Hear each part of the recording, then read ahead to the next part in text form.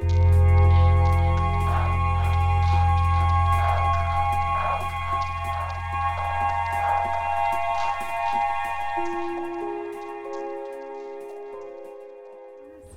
my name's Willie O'Hara. People call me Parrot, and I do upcycle metal mostly. Just use whatever's like find things, make things from found stuff. I don't like. I'm a metal worker to trade, but I done my time in the shipyards. But and I was involved in writing and creative arts for years, and I don't like waste, and I don't like to say I've got an eye for stuff, but you just see stuff and you think, oh. I saw a bread basket once made of stainless steel, and I thought you could make something really nice out of that. And then I had to stop myself and said, somebody already has, it's a stainless steel bread basket, you know. So I like to tell this, like, and stuff's got natural, I work a lot with chain and things, and it's got a kind of natural texture anyway. So just try to marry stuff that complements each other and make something. But it's stuff that was previously considered not aesthetically pleasing or to have any function, redundant, you know, not have any utility, and just kind of redeem it. The skills I learned in the yards were I couldn't have done it without.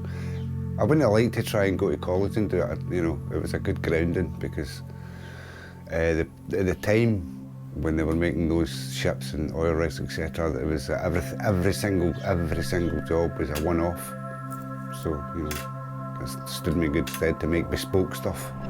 I think they both have their value. I've never been to college, but you know, you wouldn't get I mean, in the shipyards you don't get the history of art, you know, whereas, so it's all good, you know, and working with as many people. I mean, I was obviously fortunate. I worked with a lot of different people and also a lot of different trades. So anybody that's doing anything, if you can work with people, when I was doing entertainment, comedy and stuff, I would work with a lot of other performers. Working with people, you know, if you're going to play the guitar, hanging around with other guitar players, you know, so everything's good, you know, it's all grist to the mill. But probably just what I say, just work with people, talk to people, because most people are helpful, most people are encouraging, you know, because artistic people are they're compelled, and they don't, you know, it's not about the bottom dollar all the time. There's a different motivation, so it tends to be a more supportive community. Yeah, there's some great people, probably, and the attitude. But again, historically, I mean, even though there was a lot of industry here, it's not an uncreative thing to make a ship. I mean, creativity is a natural part of humanity, and it's to know. The more you develop it, the more life affirming your life and the people around about you is, you know. But it's very, very much a creative area. It's got, I mean, it's steeped in history, and the artists here, the range artists here, they're in every medium. So it's a rich place to be.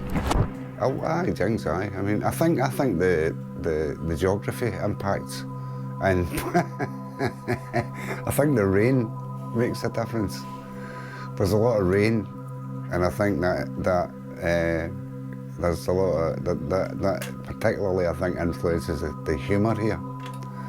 But and obviously the rain makes things green, so it's a spectacular place. I mean, and to not, I mean, I mean, it's got, yeah. Well, the favourite part is the surprises you get along the way, because, like I said, you'll design something, and it's not fixed.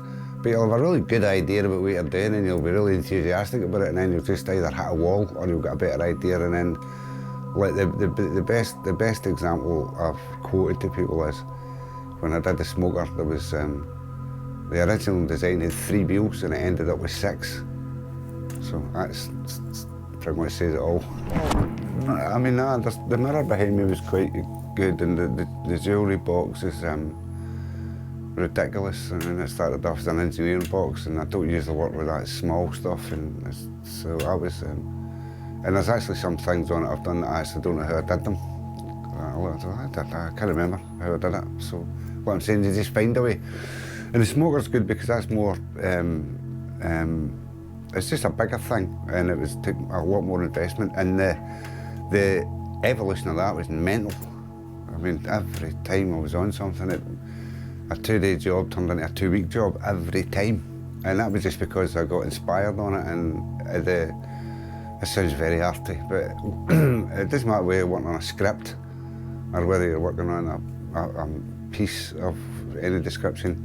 When it gets to a certain stage, it doesn't dictate to you, but it suggests strongly to you that you should do it. Like even the hinge on the jewellery box started off as a standard hinge. They all started as standard hinges, and then I shaped them all and things, just because when you get that close, you think, you know what, actually, or what I should do. So, aye, they've all got their, and the vintage tools are good because they kind of save stuff that would just literally go in a bin. And they've got a natural beauty, and they're simpler and they're more accessible for people. They're less difficult for people to understand. Yeah, I've got, like I said, that chair, I don't want to give away the punchline, but it's a rocking chair, and I've the two main, where I'm starting with it is I've got vintage tractor seats, and I've got bass guitars, so the seat's obviously going to be the seat because I'm not that mad. And well, I may be, and the rocking chair, get the pun. The bass will be the bass guitar will be the back, so that's the spine. But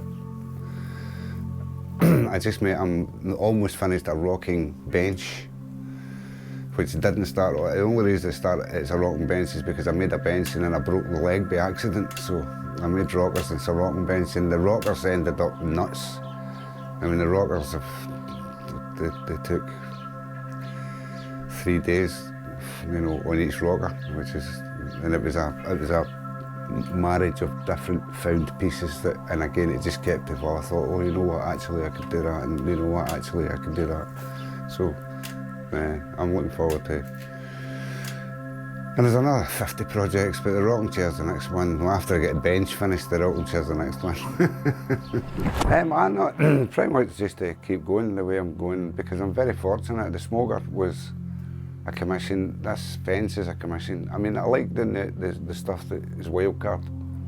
You know, I just come up with an idea, but I've always got to think of, you know, would anybody actually be interested in buying this? But that's, you know, it's not the end of the world, but because you still make what you make. But the smoker particularly, and the fence has been great, because, and there was another couple of projects I'm involved in, which are really what I like, because I'm working with somebody who's got an idea of what they want, but they give me a lot of creative freedom, which means I don't ever impose anything on anybody. I'll run it past them first, and usually between the two of us will come to something that we both are happy with.